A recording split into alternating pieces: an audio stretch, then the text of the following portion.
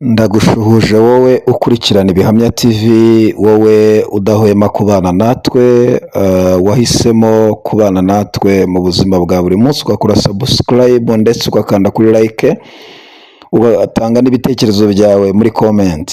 Uri umugisha kuri twe, Imana y'amahoro iguhe umugisha kandi Imana y'amahoro ikugirire neza. Reka muri uyu mwanya wowe uri udukurikiranye urwaye, urwaje cyangwa se utameze neza, reka tukwifurize impinduka mu buzima bwawe, tukwifurize kugirirwa neza n'Imana. Niba urwaye, urwaje cyangwa se wagize ibyago cyangwa se situation urimo itameze neza, reka tukwifurize kugirirwa neza n'Imana Nyiringabo. Imana Nyiringabo, Imana Nyiramahoro, Imana Nyirububasha, Imana Nyirubushobozi, ibagurire imbago ndetse ibahe ihumure ryo mu mutima. Imana ibahe umugisha. Mwebwe muri mu Rwanda, mu ntara zitandukanye, ndetse abari mu bihugu duturanye, abari muri Afurika, Aziya, Australia, Amerika, Canada, ku migabane itandukanye, Imana y'amahoro nibaha umugisha. Tubahaye ikaze muri uyu mwanya, muri iki kiganiro cy'uyu munsi. Turagarutse muri uyu munsi ngo dukorane ikiganiro. Tugiye gukorana ikiganiro, ndetse tugiye kuganira byimbitse. Tuzanye indi nkuru dushaka ko tuvuganaho, dushaka ko tuganiraho muri uyu mwanya. Dufite inkuru dushaka kuvuganaho, ibijyanye n'impinduka zikomeye zidasanzwe, ndetse ibijyanye n'iki gihe turimo gikomereye abantu b'Imana. Duhora tubivuga ngo ese imfatiro zisenyutse umukiranutsi yakora iki? Umuntu w'Imana yakora iki? Yasenga, yakwizera? Muri iyi minsi twagiye tubona ibintu bitandukanye byagiye binyuraho, turabibona, turavuga ati ibi bintu ni hatari, ibi bintu ntibyoroshye. Tubona imiyaga, tubona inkubiri, tubona icyo bita amavugurura, tubona icyo bita ibintu bisubirwamo, tubona babyita ngo iki? Babyita ngo iki buriya?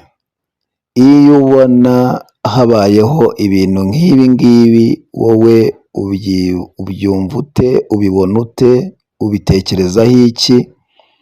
Ukabona habayeho impinduka zikomeye zisezerera abakozi bose, bakavuga bati abakozi bose tubahaye amaretere, bitwa abakozi ba ADEPR bakorera itorero, bamazemo igihe, babita ba senior pastor. Buriya no mu gisirikare nabo habamo abitwa ba senior commander, baba ari abantu babasiye mu murimo, mu bikorwa runaka. Abo bose haje inkubiri, haje ikintu cyiza kirabadaha, kirabadaha. Abasaza bose bakoreye itorero, bakoze umurimo, banyagiwe, bahuye n'ibintu bikomeye mu murimo, bahura n'ikintu cyitwa inkubiri. Gusa turashimira muri uyu mwanya ubu tuvugana ko umuvugizi wa ADEPR ndetse n'abo bakorana batekereje gushimira bari abasaza. Icyo nicyo kintu nabashimiraho, ko bafashe umwanya bagabashimira, bakabaha imidari, bakabaha ndetse bakababwira n'amagambo yo kubashimira, bakababwira ati mwarakoze, mwakoze ibintu bikomeye, mwakoze ibintu by'ubutwari. Bari abasaza bagiye mu zabukuru. Icyo ni ikintu rwose navuga kitigeze kibaho. Nabonye bakoze, ubuyobozi bwa Izayi bwakoze rwose, navuga ko ari ikintu kidasanzwe baba barakoze. Yego, uyu munsi ubu tuvugana, twabagejejeho inkuru ivuga yuko hariho abantu 100 mu mujyi wa Kigali b'abakozi b'abayobozi basezerewe, babyita gusubizwa mu buzima busanzwe cyangwa sinzi iyo umuntu yari umusirikare mu buryo busanzwe bwa leta, kumusubiza mu buzima busanzwe akaba umudemoba. Sinzi niba ndi buvuge ko n'aba bapasiteri n'aba barimu babaye abademoba, sinzi, ariko bavuga ko wenda ubwo imirimo yasubitswe abagiye muri pasiyo mu kiruhuko cy'izabukuru inyito irahari, ariko nabyo ibingibi nabyo twabyita ko ari ugusubizwa mu buzima busanzwe, bagasubira mu bakristu. Yes, ubwo twavuga ko ari gusubira mu buzima busanzwe, ndumva ariko twabivuga. Aba bantu mu by'ukuri navuga yuko bahuye n'ikintu kibatunguye, bahuye n'ikintu ni nk'inkuba ikubise. Yego, ni nk'inkuba ikubise, burya imirabyo inkuba biratungurana. Ariko ndashaka kuvuga uyu mwanya, aba bantu se, aba bantu ko basezerewe, ko bahawe ayo mabarwa, ko bavanywe ku buyobozi, ubundi itorero rirateganya iki nyirizina? Abayobozi aba basezereye barabateganyaho iki? Iyo umusirikare asezerewe hari icyo bita imperekeza. Yes, hari icyo bita imperekeza, barazibaha, hari n'ukuntu babafasha, leta ibafasha. Ntabwo turamenya neza ikintu aba bantu bari bubakorere nyuma yo kubasubiza mu buzima busanzwe. Ndetse ibi tuvuga ntabwo biri bugarukire mu mujyi wa Kigali gusa, no mu ndembo zitandukanye, no mu ntara zitandukanye. Iki gikorwa kirakomeza kigere no mu tundi duce, no mu zindi ntara, no mu tundi turere, birakomeza. Aya mavugurura yarakomeza uko byagenda kose. Izi mpinduka zigomba kugera ahantu hose. Narabivuze, nabonye muri komantere harimo abantu bavuga bati kuvuga ngo ibi bintu ngo birasanzwe. Ntibisanzwe, ngo kuba ngo reperezanta ngo yakwicara mu iteraniro cyangwa n'abari ba regional n'abandi. My dear, ibyo ugomba kubyumva ukanabyakira. Uri reperezanta, ntibizagutangaza Ndayizeye Isayi umubonye yicaye mu iteraniro nta n'umuha ijambo, nta n'umuntu wamuha ngo asenge. Ibyo ntibizagutungure, ntibizagutangaza ngo yabaye reperezanta, kuko hari abantu benshi twabonye bari bafite igitinyiro, bari bafite imbaraga, bari bakomeye, ariko bavuye ku buyobozi baricara. Ngira ngo harimo n'abatahabwa no gusenga. Icyo nacyo cyibuke. Iyo nkubwira rero ngo nta gisanzwe, mba mvuze yuko nta gashya kabayeho, nta gashya kaba kabayeho. None se uba ugiye ugakora ubushakashatsi ukareba abicaye i Nyarugenge, urebye abayobozi bicaye i Nyarugenge, urebye abicaye za Kabugavire, urebye abicaye Abasi na Gerard, urebye, hari abantu benshi. So iyo wandika uko nguko rero ukavuga ngo ibyo navuze, nta nubwo ibintu tuvuga ari ngombwa ko abantu bose babyumva banabyemera. Hari abantu bagomba kumva ibyo tuvuga bakabyemera, bakavuga bati kabisa muvuza ukuri. Hari n'abandi baba bari aho ngaho bavuga bati ibyo bintu muvuga, bakerekana ko bakunze idini cyane cyangwa bakunze itorero kuturusha cyane. Icyo ugomba kugisobanukirwa ukacyumva. Impamvu tuvuga ibi nta nubwo ari no kwimena inda. Ugomba kwicara ukumva icyo dushatse kuvuga, kora ubusesenguzi. Niba usesengura ugasesengura, niba usenga ukajya kwivuga ugasenga. Ariko kuko niba ukunda umurimo w'Imana, fata umwanya usenge, ufata umwanya winginge Imana nyir'umurimo izitunganye ibyo mu murimo. Ariko iyo tuvuze ngo habaye ibi n'ibi, nta gikuba cyacitse, nta nubwo yari ubwiru kugira ngo bitugereho. Nuko hari ababa batubitugejejeho, hari ababa bitubwiye kandi barimo ndani, barimo imbere aho ngaho, sibyo? Buriya hari umuntu ukubwira ikintu ngo ariko ngo ntukivuge, ngira ngo umuntu ikintu cyamunaniye kukibika, ariko agahita akubwira ngo ibintu nkubwiye ngo ntubivuge. Nawe ubwe byamunaniye kuba yabibika, ariko akakubwira ngo ibyo nkubwiye ngo ntubivuge. Nawe ubwe iryo banga ntiyaribitse, ariko aguhaye ibintu byamunaniye kugira gute kubika, aguha ikigeragezo ngo ubibike. So niba abariyo mu ndani bwina, bashobora kuvuta batubwira, bakatubwira ati inama yagenze gutya, habaye ibi n'ibi, imyanzuro ni iyi, urutonde nguru abantu basezerewe n'aba ibyo bikamenyekana, kandi izo nama abanyamakuru ntibaba bicayemo, ntibaba bazibayemo. Yego, rero ikintu nshaka kubabwira muri uyu mwanya nshuti zanjye, nta kariho katabayeho. Gusa iyo tuvuze ngo igikuba kiracitse, nibwo bwa mbere twabonye abantu 100 cyangwa 100 basezererwa icyarimwe.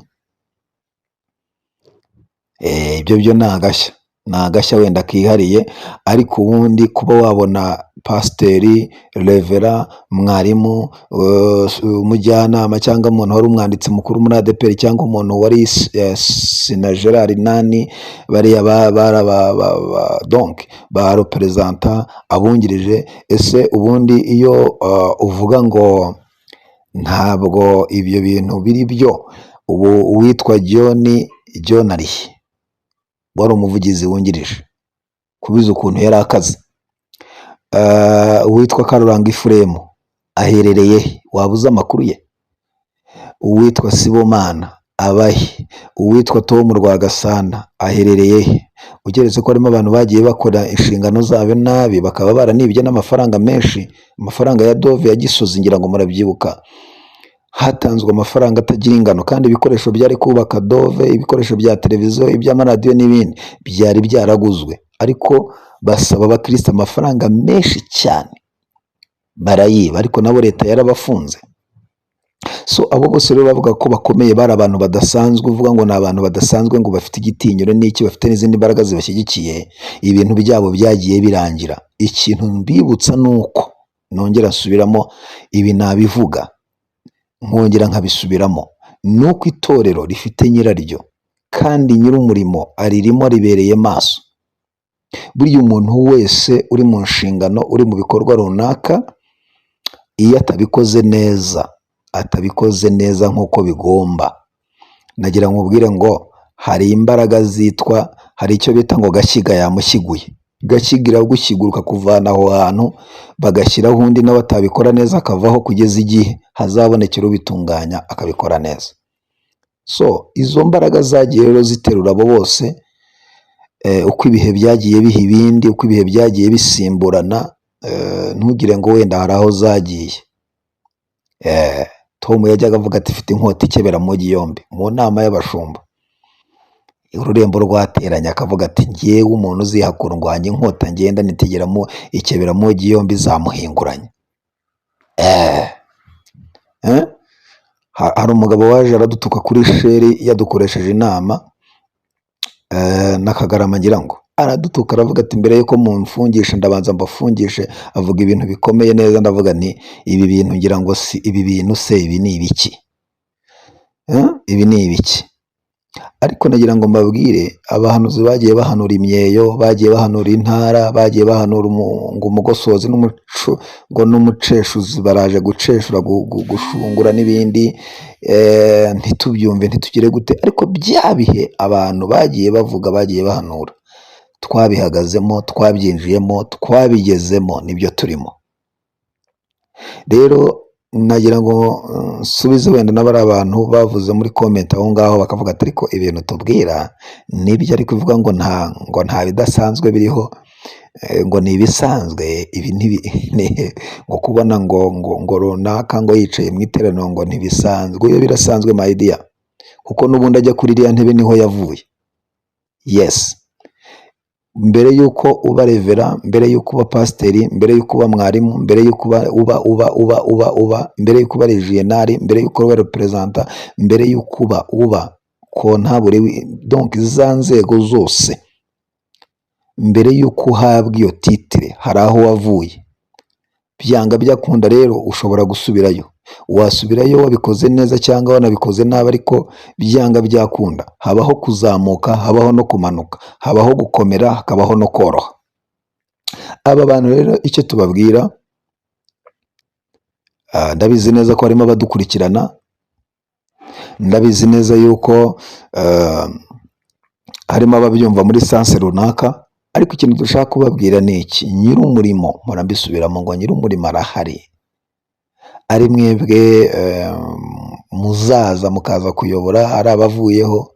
Umuntu wese ku ruhande rwe akwiriye kureba uko ahagaze, ibyo atakoze neza urumva ntabwo azasubirayo ngo abitunganye. Niba Imana iguhaye intebe, ikaguha ubuyobozi, ikaguha umwanya, bikore neza, kuko igihe cyawe ugomba kugikoresha neza. Igihe silasitike, igihe ntiwagituruna ngo ukigarure, ntibikunda. Aba rero bagiye kuzayobora bazasigara bakeya, ko n'insengero zizasigara ari nke. Turabifuriza kuzakora iyo mirimo neza, kuzakora iyi mirimo neza muherekejwe n'ubumenyi n'ubuhanga na Mwuka Wera. Icyo nicyo tubifuriza. Yego. Ese nk'ikintu nshaka kuvuga muri uyu mwanya mucyumve, nk'umuntu wakubwiye ngo uzongera kuvuga ari uko ntakiraha. Ubu niba muri aba bantu bavuze bati mwebwe suri irabafashe nimugende, hakaba hari umuntu wabwiye iryo jambo ngo uzongera kuvuga, uzongera kubwiriza, uzongera kugira gutya ari uko ntakiri hano, ukaba ugiye. Utekereza ko niba mwicaranye ku ntebe imwe mu iteraniro bizagenda bite? Uwo muntu nubwo atakuvugisha, ariko nawe uzaba ufite umutima wigaya. Ni byiza ko niba Imana iguhaye umwanya, iguhaye icyubahiro, ukibamo neza kandi ukabana n'abantu bose amahoro. Ibintu rero byabayeho ni ibintu navuga bikaze, ni ibintu navuga byatunguye imitima y'abapasitoro, y'abashumba, byatunguye imitima ya benshi. Ariko biravuga ngo mujye muhora mwiteguye, mujye muhora mwiteguye, mujye muhora mukenyeye, mujye muhora muri maso.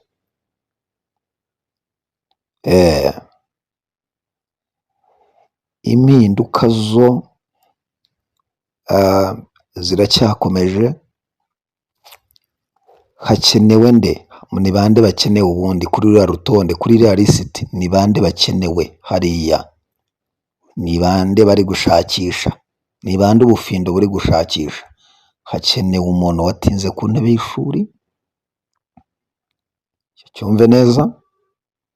Ntabwo ibintu byarahindutse, ntabwo bavuga ngo ngira ngo no muri iyi minsi 85 yo guhuzwa na yubiri y'imyaka 85 imaze ADEPR mu Rwanda, mu byo gusengera ngira ngo umuvugizi yavuze, ntabwo harimo ijambo rivuga ngo tuzasenga kugira ngo turobanure abantu bazaba abayobozi. Ibyo uzakurikirana disikuru ye nta birimo. Gusa no gushimira Imana ibyagezweho, bakayiragiza n'ibiri imbere. Yego. Ariko muribuka yuko Bibiliya ivuga ngo mu gihe cya Sawuli ijwi ry'Imana ngo ryabaye ingume, kugeza igihe ajya gushaka umupfumu umushitse ngo amushikire Samweli umuhanuzi, kubera ko ngo abapfumu n'abashitsi bose yari yarabarimbuye, n'abahanuzi yarabamazeho, yarabishe. Ariko Samweli ngo agiye ku mushitsi, Sawuli yiyoberanyije, ngo ahamagaye amushitsi, abona ngo Imana ivuye ikuzimu izamuka, aravuga ati ni iki gitumye nkubaganira? Ni iki? Ahita amubwira iby'amateka yo mu gihe kizaza, ko azapfa n'abahungu be, ahita amuha amakuru. So rero iki ni igihe tugiye kwinjiramo, ijwi ry'Imana rigiye kuba ingume. Umuntu uzaza uhanura ni umuntu uzaza uvuga uti mpagaze ku maguru abiri, niwenda umwuka ushiremo, uvuga uti mvuganye nayo.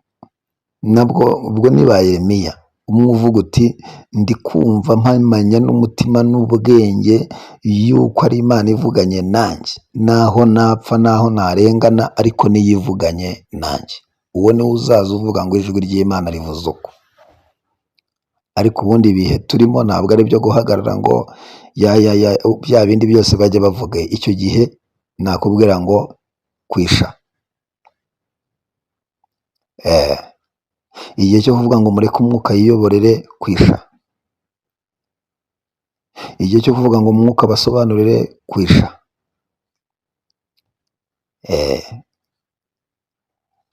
Yego. Ariko igihe kizagera nanone hakenerwa umuntu uri mu mwuka w'Imana. ihurizo rikomeye, ihurizo rikomeye. Hari ikintu kizabaho kize ku buryo hakenerwa wa muntu uri mu mwuka w'iki w'Imana, bamushakishe bamuhige neza neza.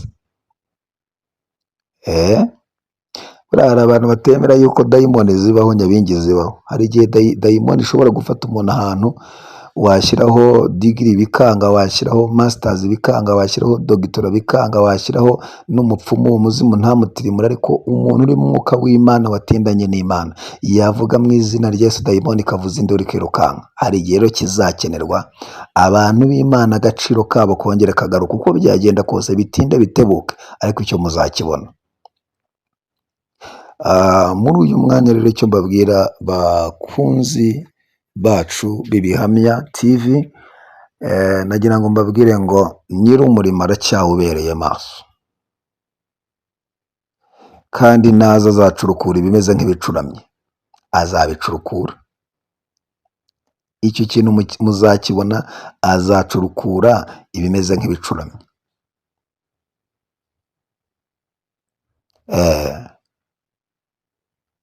Twebwe abantu dushobora kuba tutakwakira igihe turimo, situwasiyo turimo, ibintu bikadukomerera, ariko nta gihe gikomerana umuremyi, nta gihe gikomerana nyir'ibihe, kuko niwe utegeka ibihe, niwe ugenga ibihe, niwe uzi ibihe, niwe usobanukiwe ibihe. Ibihe byose abibamo kandi akabikoreramo. Rero n'iki gihe abantu bakwiriye kucyakira bakakibamo, bakakira icyo bita impinduka. Ubundi kwakira impinduka biragora. Nakomeje kugenda mbibabwira ngo impinduka zigora abantu benshi. Iyo wamenyereye gukomerwa amashyi, iyo wamenyereye kuvugirizwa impundu, iyo wamenyereye na bikavaho, hari igihe bikugora. Yego, buriya ni nayo mpamvu mu bantu uzasanga Imana ikoresha akenshi iba yarabatoje ubuzima bwose, ubuzima bukomeye, ubuzima bworoshye, ubuzima bw'ubukire, ubuzima bwo gukena, kugira ngo situwasiyo yose uzageramo uzayibemo kandi uyishobore. Yes.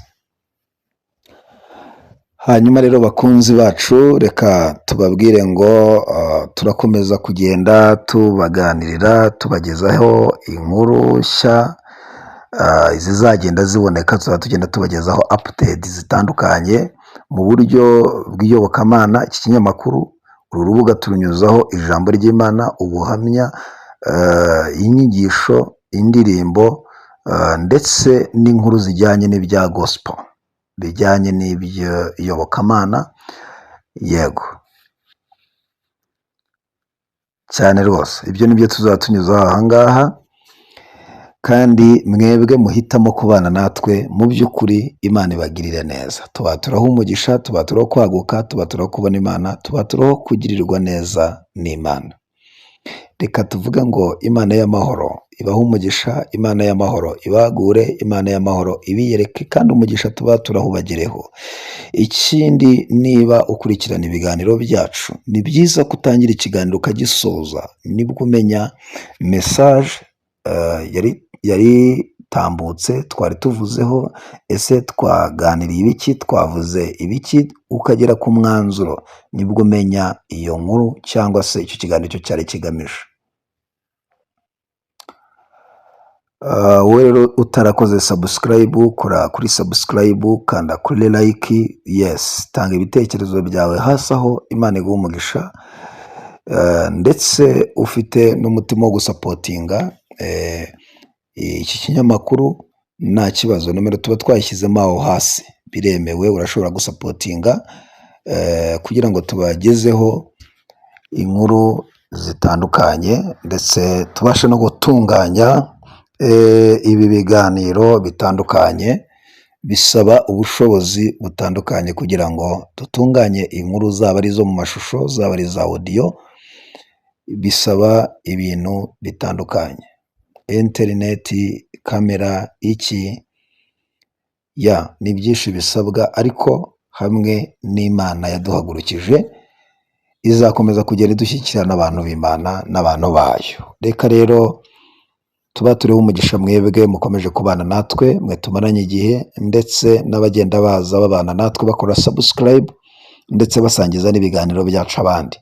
Muri intwari, muri abantu badasanzwe, namwe mujye mubona amaboko abashyigikira, mujye mubona amaboko ababa hafi. Reka tubifurize umunsi mwiza, reka tubifurize kugubwa neza, reka tubifurize amahoro y'Imana. Imana ibateze intambwe, Imana ibagirire neza, kandi dusabire inkomezi n'ihumure kuri aba bantu